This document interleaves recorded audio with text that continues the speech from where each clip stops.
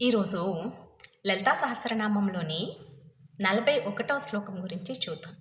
భవానీ భావనాగమ్య భవారణ్య కుఠారిక భద్రప్రియ భద్రమూర్తి భక్త సౌభాగ్యదాయిని. భవాని సకల సృష్టిని సృష్టించినటువంటిది. భావనాగమ్య జ్ఞానం, భక్తి, ఆంతరంగిక భావన ద్వారా చేరుకోగలిగినటువంటిది. భవారణ్య కుఠారిక ఈ సంసారమైన ఘోరమైన అరణ్యాన్ని నరికివేయగలిగినటువంటి గొడ్డలి వంటిది. అంటే జనన మరణ చక్రం నుంచి తప్పించేటువంటిది అని అర్థం.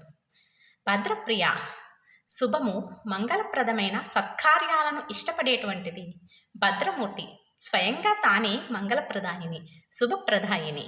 భక్త సౌభాగ్యదాయిని భక్తులకు సర్వ సౌభాగ్యాలను, ఐశ్వర్యం, మోక్షం, ఇలా ఏదైతే సౌభాగ్యప్రదాయము, ఏదైతే అవసరమో దాని అంతటినీ సౌభాగ్యమే అంటాను కదా, అలాంటి వాటిని అన్నిటినీ సమకూర్చేటువంటిది అని అర్థం. ఇంకా భవాని అనే పదానికి లోతైన అర్థం చూద్దాం. భవః అంటే బౌడు. భవాని అంటే భౌని యొక్క శక్తి అని అర్థం, శివపత్ని అని అర్థం. ఇంకొక అర్థం చూసుకున్నట్లయితే భావయతి ఇతి భవాని, సకల జీవులను సృష్టించి పోషించి పాలించేటువంటిది. అమ్మ భవాని అన్నప్పుడు